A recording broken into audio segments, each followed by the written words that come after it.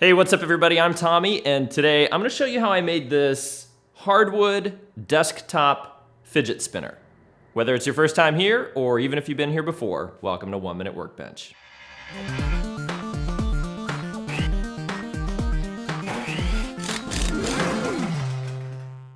So I was originally just going to make this fidget spinner out of plywood, and I sort of went overboard, and I think it's probably now the most beautiful thing I've ever made, but it's also the most useless. I had a small chunk of reclaimed ipe that a friend had given me and a small scrap of maple that I picked up at my local hardwood store's discount section.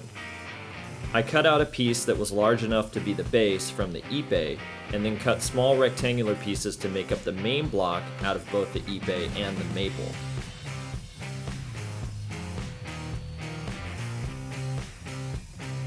I had one central piece of ipe that I built all the smaller blocks around.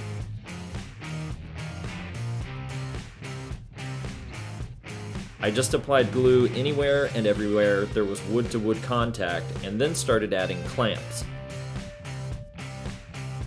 Before long, there were so many clamps that I could hardly see the block. I wiped away as much of the glue as I could and then left the block to dry for a few hours.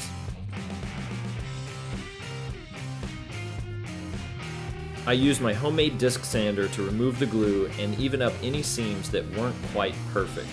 After the seams in the block were feeling nice and smooth, I checked all the angles to make sure they were still square. I needed a piece of maple that was a little bit wider than what I had, so I glued up the remaining sections, clamped them up, and left them to dry. I cut off two small pieces of ipe to use as the uprights that would suspend the block. I used a bearing to create an approximate location for the mounting bolts in one of the uprights. I then used my marking gauge to transfer that mark to both sides of both blocks. I also used my marking gauge to find the centers. I labeled my marks and then marked the centers in the ends of the block. I drilled counterbores for a nut in one side of the uprights, making sure the nut would protrude just a little bit.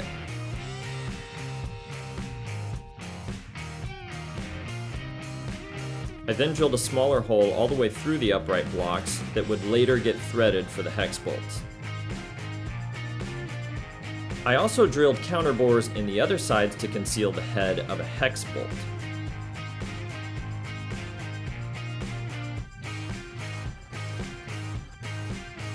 I drilled counterbores for bearings in the end of the block, but since the bearings would be a pressure fit, I couldn't test them. That said, I used my calipers to measure the counterbores and make sure they were just the right depth.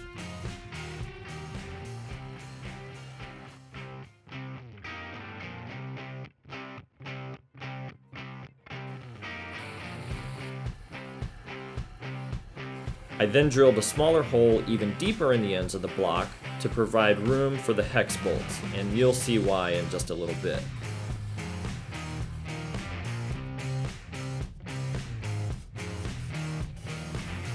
I threaded the inner holes of the upright blocks and threaded one of the bolts into position.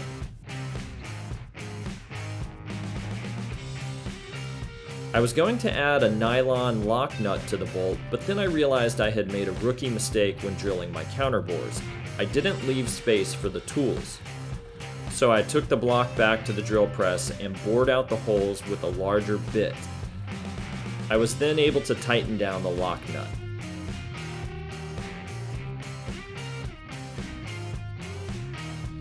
I took the piece of maple that had been drying and started cutting it down to size.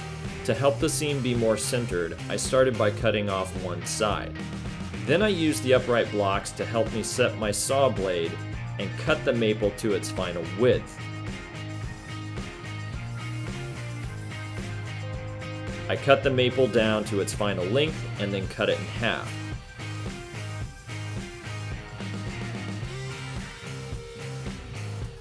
I used the disc sander to clean up any unevenness in the cuts.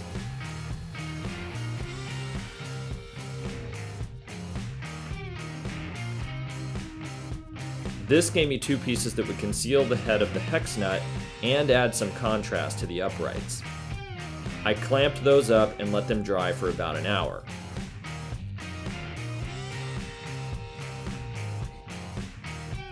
Again, I use my disc sander to clean up the glue squeeze out and smooth out the seams. I also use the sander to add the rounded shapes to the uprights. For the cube, I wanted chamfers, so I very carefully sanded all edges of the block to achieve the desired shapes.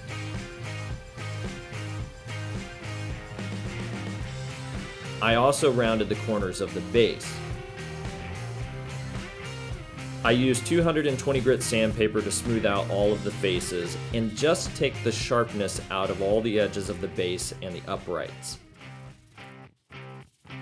I used a piece of plywood to apply even pressure and hammered the bearings into the block. They were a perfect fit.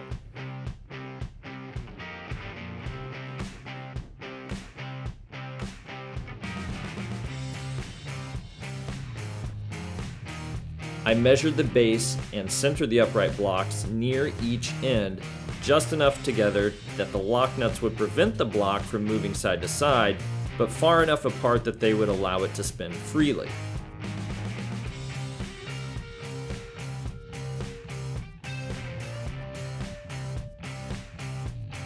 I transferred those marks to the other side and then used them to determine the screw locations.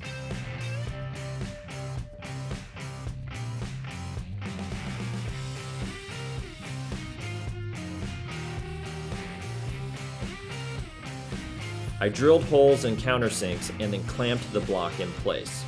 I was going to use the pilot hole as a guide for drilling the hole in the block, but the drill wouldn't fit with the clamp in place, so instead I used a pick to make a mark. I then drilled a hole in the upright block and increased the size of the hole in the base to allow the screw through.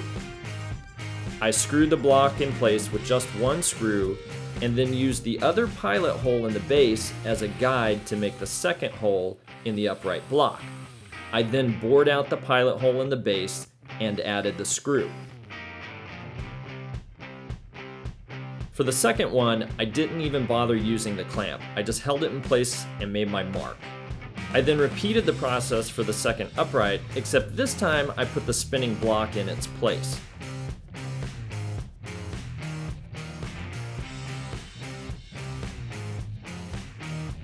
It was working good, so I disassembled it and sanded away the pencil marks.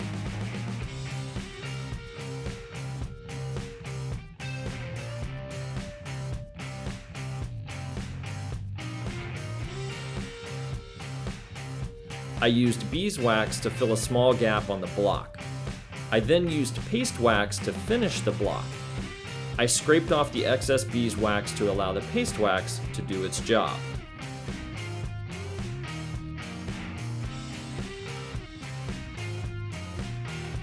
I rubbed every nook and cranny with paste wax and just kept buffing it out until it looked good. The whole finishing process only took about 10 minutes. I'm pretty happy with how the fidget spinner turned out. As I mentioned before, it's pretty useless, but it's really beautiful and it's fun to play with while it's sitting on my desk. Hey, thanks for watching. I really hope you liked this video. If you haven't already, be sure to like and subscribe and make sure you hit the bell icon. That way you get notified every time I put out a new episode. I'd love to hear what you think about this fidget spinner in the comment section below. And if you have any quick questions you want answered, hit me up on Instagram, Facebook, or Twitter. Until the next time I see you, I hope you have fun building something.